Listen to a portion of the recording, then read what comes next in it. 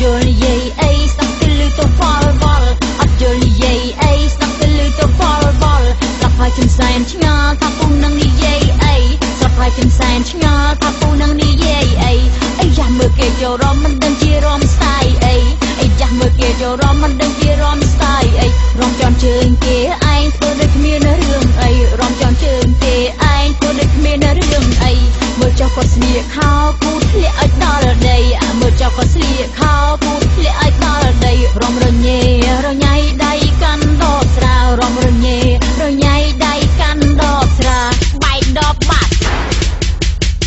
និយាយថានៅក្នុងភូមិគ្មានអ្នកណាក៏ដូចគាត់និយាយថានៅក្នុងភូមិគ្មានអ្នកណាក៏ដូចគាត់ណាស់ឲ្យពួកយើងក៏មាត់ឲ្យគាត់កោទៅណាស់ឲ្យពួកយើងក៏មាត់ឲ្យគាត់កោទៅត្រវងឲ្យគាត់នៅរំចាំបាត់អីក៏រំត្រូវអ្នកត្រវងឲ្យគាត់នៅរំចាំបាត់អីក៏រំត្រូវចាក់សិតតែក្បាច់កន្ទង់ហើយដីឲ្យឡើងទៅលងចាក់សិតតែក្បាច់កន្ទង់ហើយដីឲ្យឡើងទៅល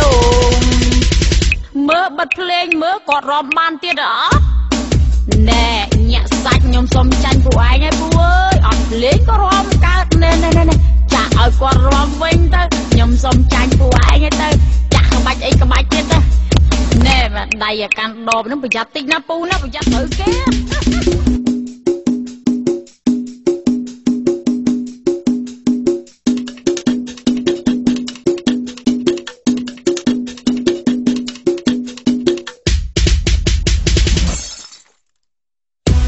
យល់និយាយអីស្ដាប់ទៅលឺទៅវល់វល់អត់យល់និយាយអីស្ដាប់ទៅលឺទៅវល់វល់ស្ដាប់ហើយខ្ញុំសែនឆ្ងល់ថាពូនឹងនិយាយអីស្ដាប់ហើយខ្ញុំសែនឆ្ងល់ថាពូនឹងនិយាយអីអីយ៉ាមើលគេចូលរំមិនដឹងជារំស្ទាយអីអីយ៉ាមើលគេចូលរំមិនដឹងជារំស្ទាយអីរំជន់ជើងគេឯងធ្វើដូចគ្មានរឿងអីរំជន់ជើងគេឯងធ្វើដូចគ្មានរឿងអីមើលចុះគាត់ស្លៀកខោពូធ្លាក់ឲ្យដល់ដីមើលចុះគាត់ស្លៀកខោពូធ្លាក់ឲ្យដល់ដីរំរញ៉េរញ៉ៃដៃកាន់ដបស្រារំរញ៉េរញ៉ៃដៃកាន់ដបស្រាបែកដបបាត់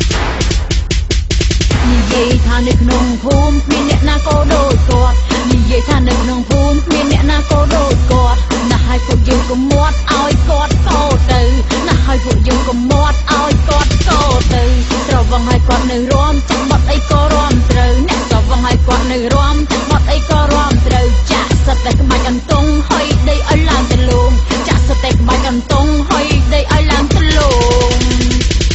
មើលបិទភ្លេងមើលគាត់រំបានទៀតអត់ណែញាក់សាច់ខ្ញុំសុំចាញ់ពួកឯងហើយពូអើយអត់លេងក៏រំកើតណែចាក់ឲ្យគាត់រំវិញទៅខ្ញុំសុំចាញ់ពួកឯងហើយទៅចាក់ក្បាច់អីក្បាច់ទៀតទៅ